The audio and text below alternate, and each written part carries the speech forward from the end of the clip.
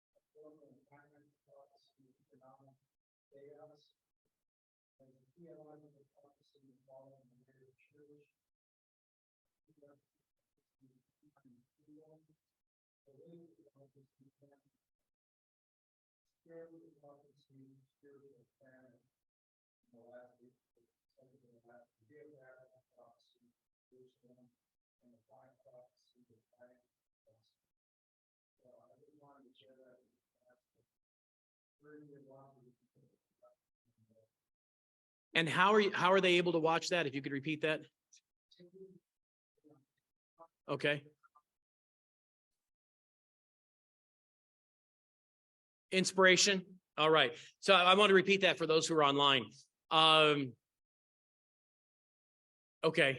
I don't have Comcast. So thank you, Hal, for bringing that. For those that are online, Hal was sharing, there's Dr. David Jeremiah has a new series that is beginning as far as with concerning prophecy and what's going on in today's world, and obviously very fascinating. I've heard several of Dr. Jeremiah's messages, and I've heard everything he's preached has been fantastic. And so anyway, just want to make you aware that it's on Inspiration Channel, but it's also repeated on Daystar this afternoon. So if you didn't get the first one and you have access to Daystar, you can get there. If you say, well, you don't have a service, you can get those online. And so they are accessible online. So if you have any kind of computer or phone device, you could watch them online as well. But they're shown initially on Inspiration Channel, and then they're repeated Sunday afternoon Daystar. So hopefully that's got everyone. Yes. Okay. And you can also hear David Jeremiah on the mornings on 94.7 FM. Okay. Very good. Yeah, I do have. I'm going to go ahead and do this because we're not going to finish today anyway, so why worry about it? At 9, okay, on the radio at 9. Dr. David Jeremiah was at one point, I think he was the president of Cedarville. If not, there was in some role he was there. And when my daughter was a student there, they gave them a Bible, which they had notes from Dr. Jeremiah. Only after they gave them out, they realized that the last 2 verses of the scriptures are missing. And of course, one of those is anyone who adds to or takes away from this word. And they were like, give us the Bibles back. We'll give you new ones. And the students were like, we're going to keep this one. And so anyway, but they had distributed his Bible with commentary there.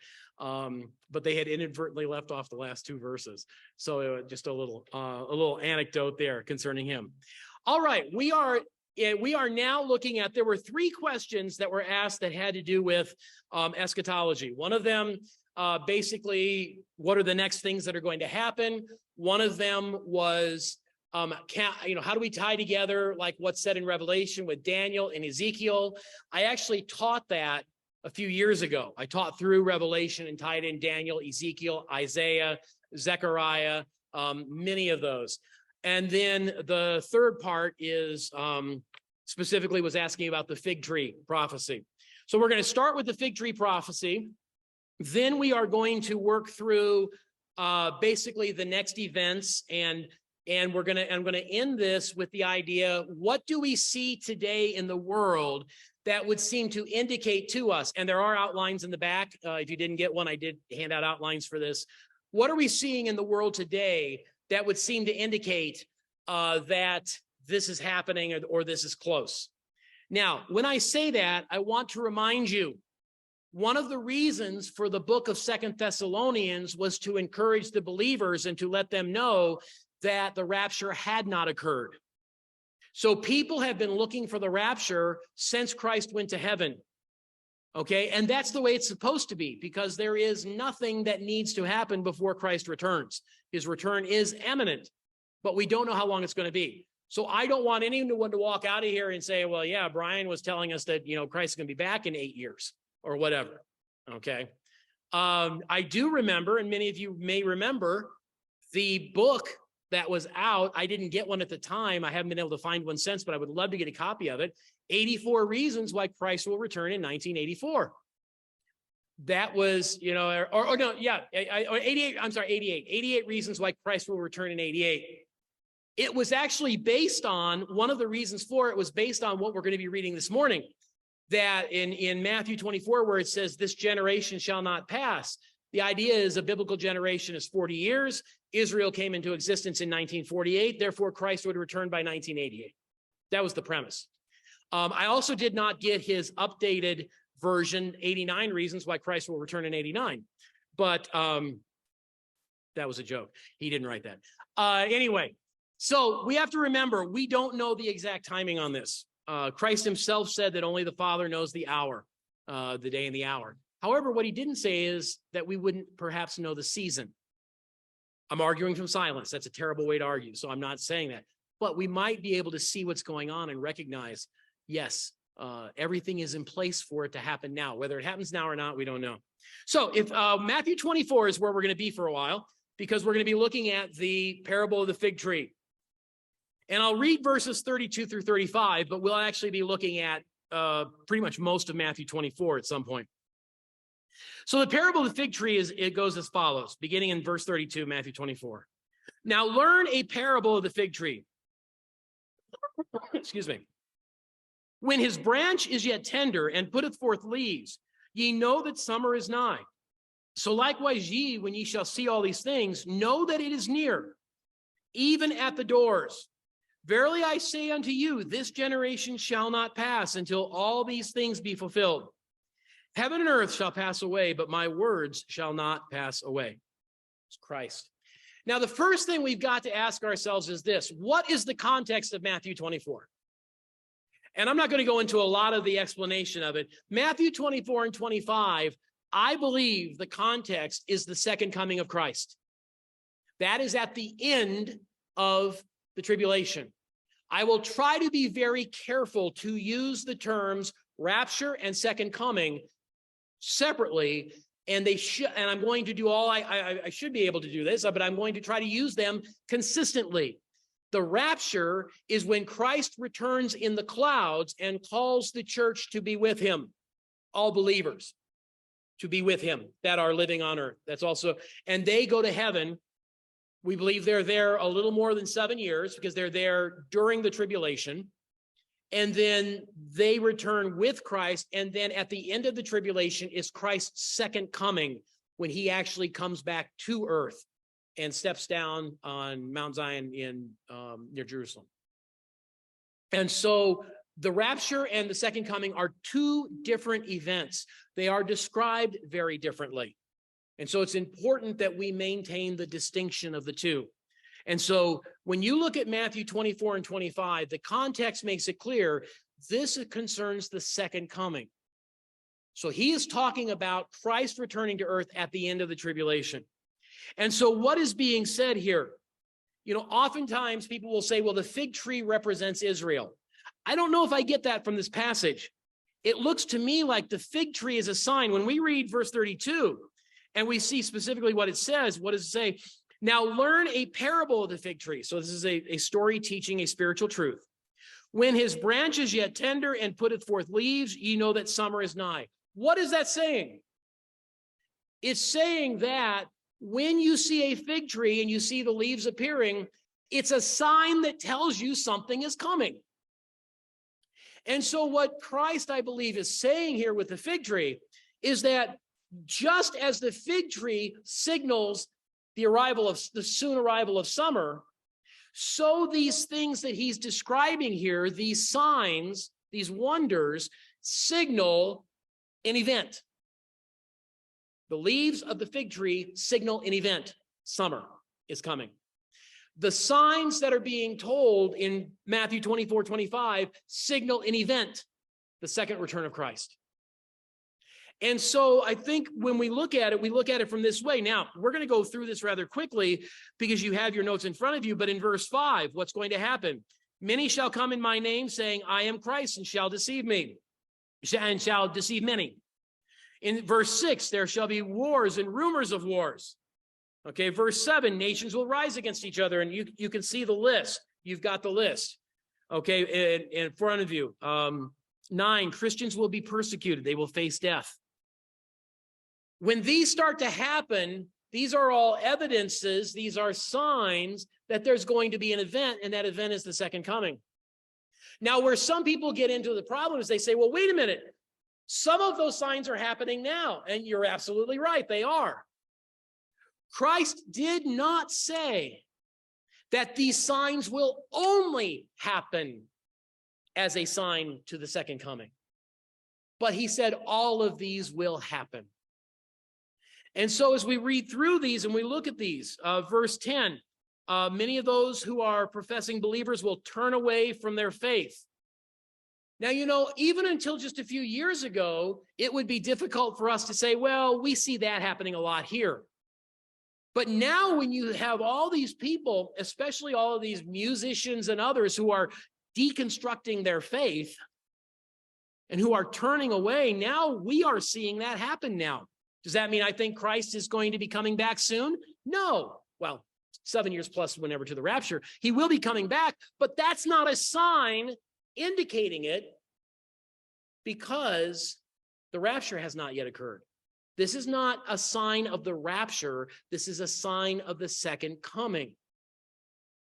But one way that we can look at this, if we see all of these signs today, then it is clear that we could see the rapture imminently because there would only be a gap of a little more than 7 years until Christ returned. And in 7 years, obviously a lot's going to happen, but these are the signs that are going to be there. There are some signs that I believe, verse 21, for then shall be great tribulation. And the context does not seem to indicate it's talking about the tribulation that's referenced, but great tribulation. So it's more of a general term for everything that's going on. Such as was not since the beginning of the world to this time, no, nor ever shall be. Can we say today that things are so bad now, like it's never been this way ever in history? I don't think we can say that. But when we read Revelation and we see what's going to happen during the tribulation, then that can be said for that period of time. And so these are not pointing to the rapture. These are signs and evidences that soon Christ will return to earth at the second coming. And so we see this. Now, he goes on, and you have a few more of the signs there. But one of the verses that can be very difficult and create issue is verse 34. Verily I say unto you, this generation shall not pass until all these things be fulfilled. The question is, what does that mean? A generation in Scripture is normally considered 40 years. Okay, some say 30, some say 40, a little disagreement, but anyway, it's somewhere in that area. You start to see all this put together, and you start to say, all of this is going to happen in the same period of time. So one way of seeing this is that everything that happens that's described in chapter 24 is all going to happen in one 40-year period of time. Okay, that's one way of looking at it. The question is this: the pronoun this, what does it apply to? If it's talking about this generation, as in the generation that was alive at the time of Christ, obviously that didn't happen. And some people will even point to this and say, see, this was a prophecy by Christ. He said that all this would happen and that the generation that was with Christ would not pass. But does this apply to the generation that was living during the time of Christ? Well, obviously now we can say no. Obviously it doesn't. So one of the big questions as far as understanding this is, what does this mean, this generation? I like to go, there's a gentleman who's by the name of Wiest, who is a Greek expert, and he has written a literal translation of the New Testament. And I love going because he tends to write it. He doesn't claim it that it's the Bible that you should study from and learn. What he does is he says, this is literally what the Greek means. And so his verse 30, in verse 34, the way I say translates it, but I want you to understand he's not translating it as if it was like the King James or that. He's translating it more literally.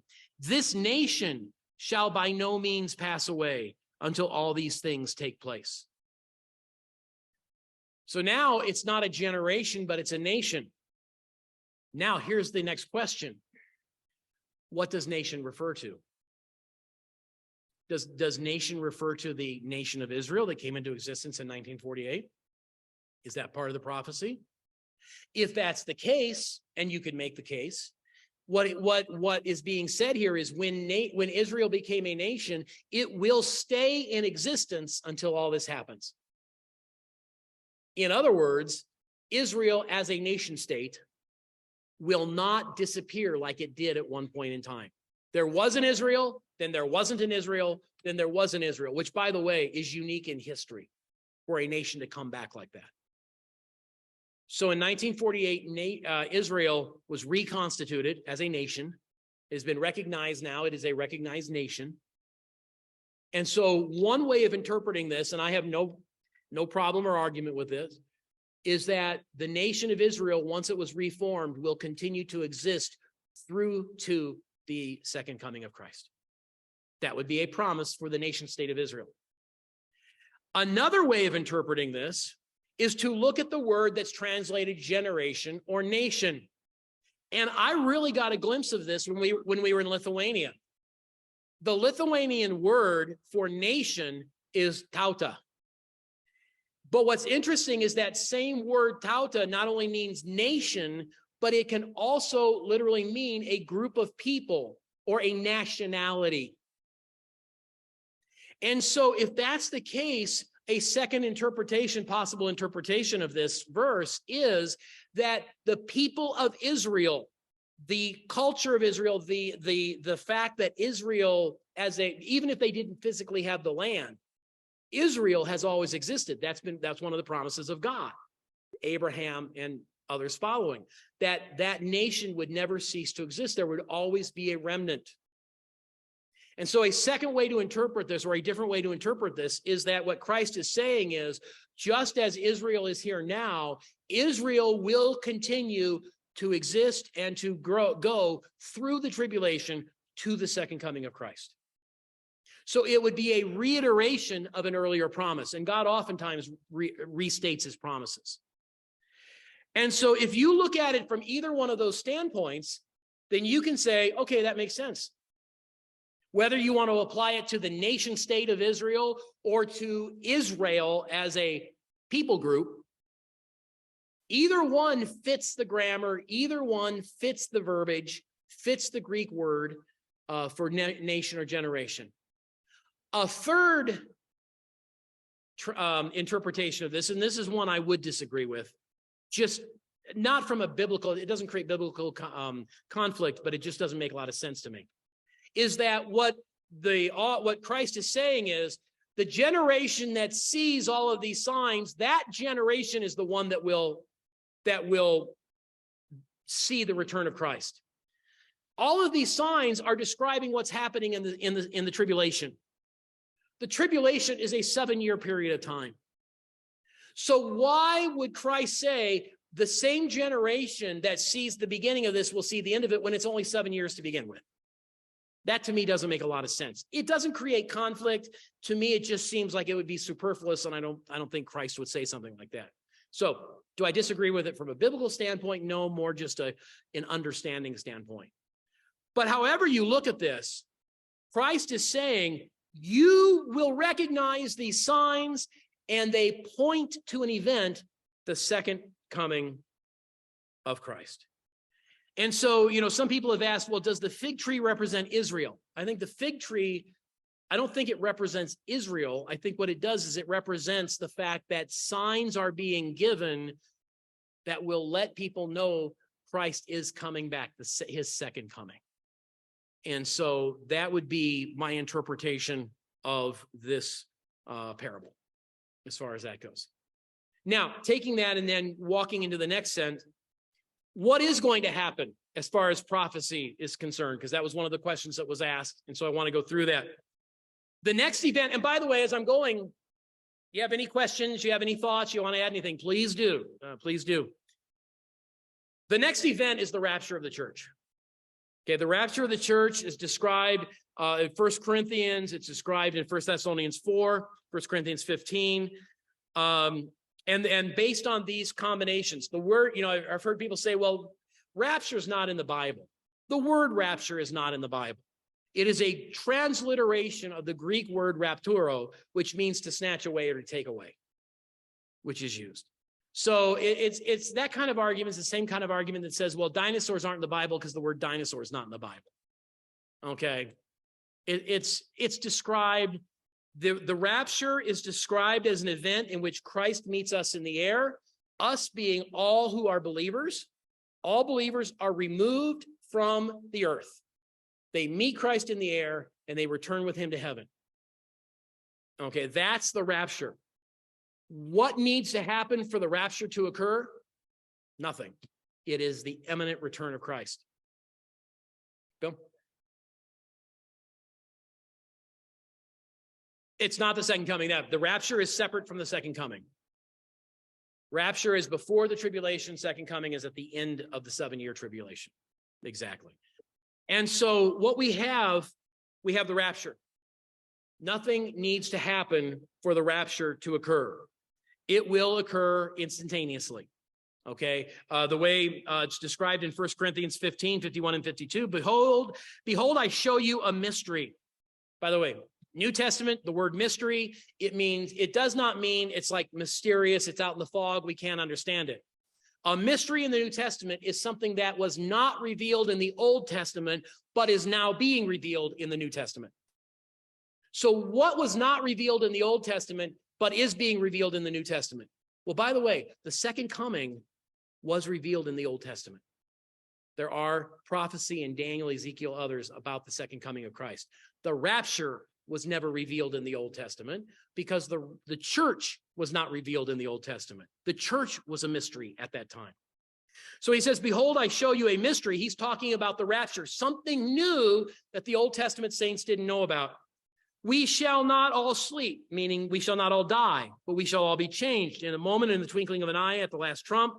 For the trumpet shall sound, and the dead shall be raised incorruptible, and we shall be changed. So at the rapture, you have, and then in 1 Thessalonians 4, it describes this as well. You have the dead in Christ shall be raised first, then we which are alive and remain shall be changed. It's all believers are joining Christ in the air, going to heaven. So that's the event that is next.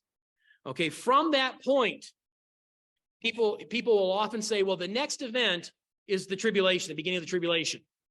And the answer is no, that's not true. Okay, it's not, the answer is the tribulation is not the next event. The Antichrist will appear. What starts the tribulation? What event starts the tribulation? Daniel 9, 24 through 27 tells us that. I'm not going to read the entire passage. But basically, what starts the tribulation is a peace treaty is signed between Israel and the world. And I believe the Antichrist is the one who brokers it. okay, based on Daniel 9. And so after, try to picture this. All of a sudden, hundreds of millions of people are gone. Okay? Hundreds of millions of people are gone. Bodies are gone. Dead in Christ shall rise first, then we shall alive and remain. I believe the bodies will be gone. They've just disappeared. What's going to happen to the world as a whole? There is going to be chaos. Okay? You will have, as has been represented in some movies and books and things like that, you're going to have utter chaos. Vehicles that are going down the road suddenly don't have a driver. Christian pilots are gone. Planes, ships, planes, all of this. Some churches will be almost completely empty. Other churches won't even notice. Okay, that's the state of where we are. But there is chaos. You thought COVID-19 was chaotic. Wait until this happens. So what happens? Chaos. Everybody is just concerned about their own thing. What does that prime the pump for? What does that prepare the people who are left on earth for? A leader to arise and unite them. Okay, I'm going to try to be very careful and differentiate my own personal opinion from that which I read in Scripture. In my opinion, there is going to be some kind of way that this leader blames the disappearance on something tangible. For example, a country has developed a new weapon, a biological weapon that instantly vaporizes people. Okay? We're not that far from it. Okay? Now, not the instantly vaporizing, but we've got bombs now that can wipe out electric grids. Okay? We've got bombs that can, we've got biological weapons that can drop people dead. The only difference is when they drop, the body's still there. So now some sort of super weapon has been developed that has not only killed people, but caused their bodies to disintegrate very rapidly. I think that's going to be the presentation. Somebody stands up and says, we must all come together to fight this common enemy, an unnamed enemy. What's the fastest way to unite people? Give them a common enemy. And an unnamed enemy is even better. And you say, well, are they going to blame somebody? Have you noticed recently there has been a real rise in the interest of aliens? Is there any evidence? I did see one. You've seen if you're not familiar, there's a part of the government that's funded called SETI, which is basically a bunch of audio telescopes and receivers pointed toward outer space. And they're just listening for anything that isn't random, anything that appears to be organized. They're trying to find intelligent life. Okay. And I did see one,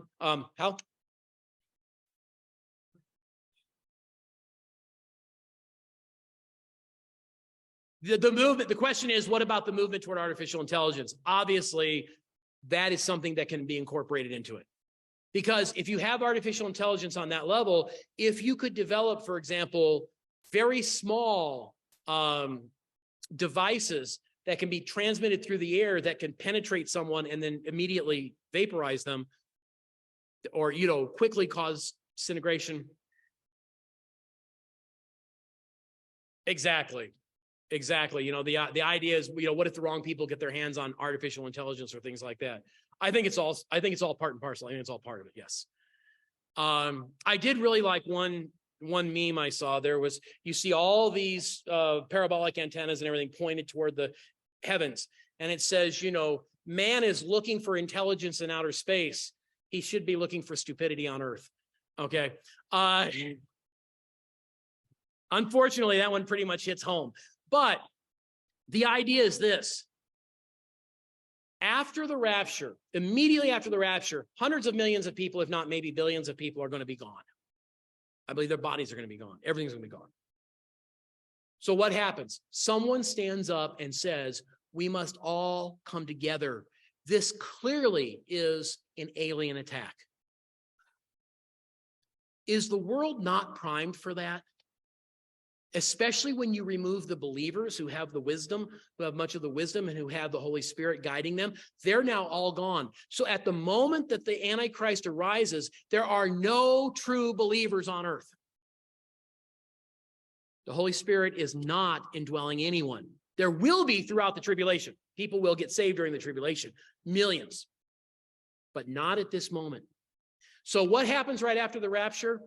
Somebody arises and brings the world, I believe, brings the world together. Now, who's the outcast of the world today? Israel. Okay.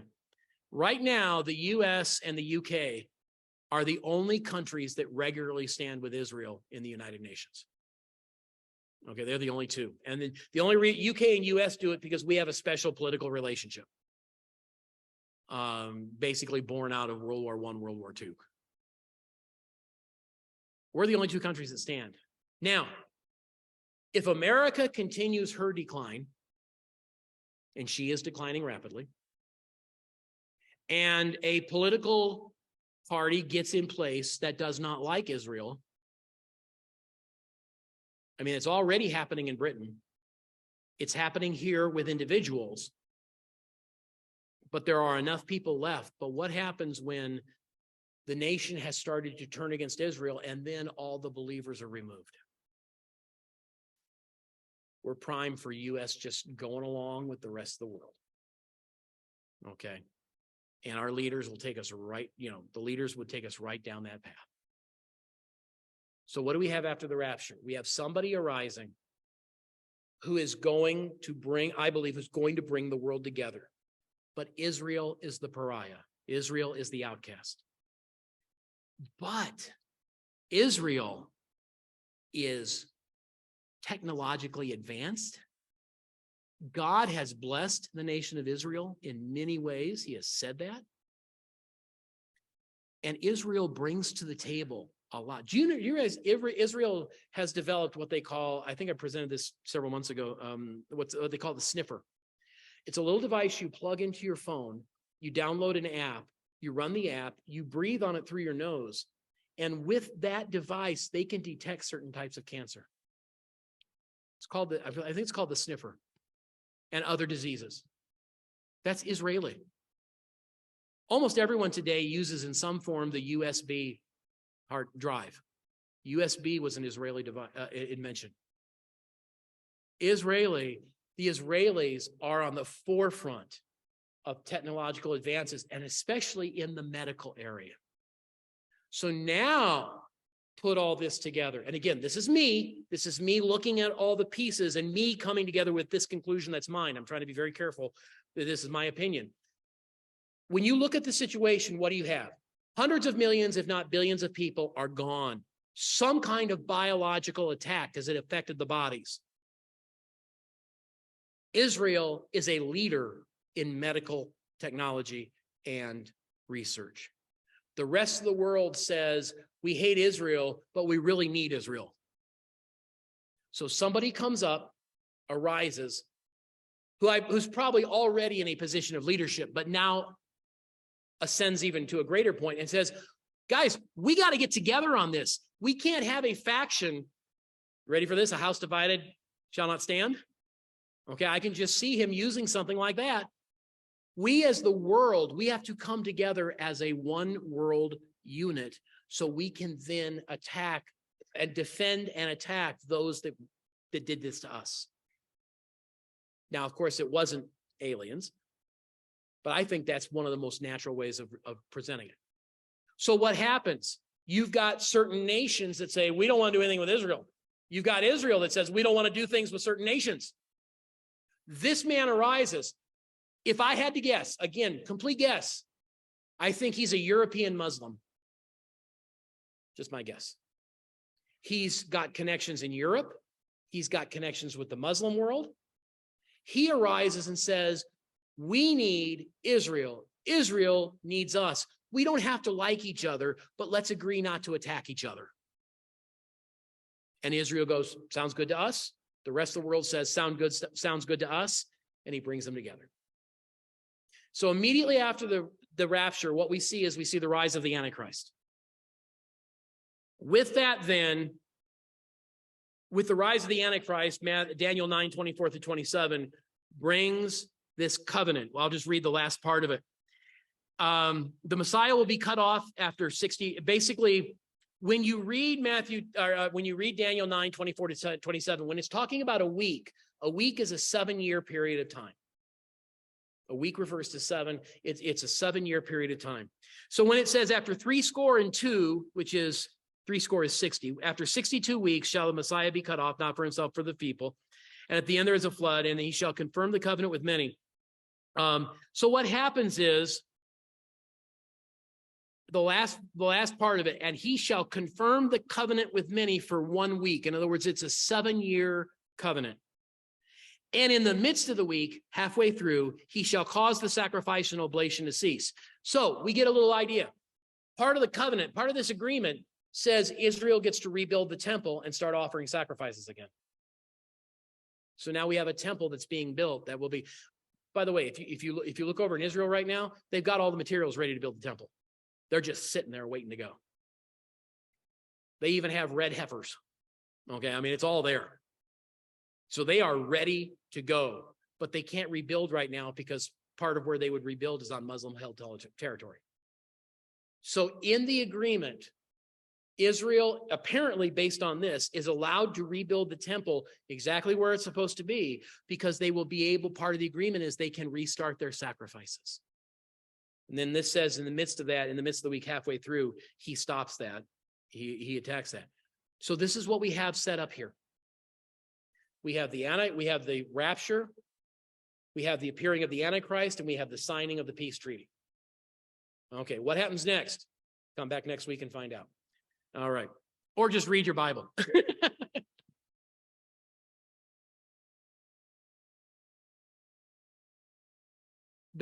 Right. That's something we'll be talking about a little bit later. I believe 2 things happen in heaven in particular. The judgment seat of Christ, which is not judging us, it's judging our works, and the marriage of the Lamb, marriage supper of the Lamb. All right, let's pray.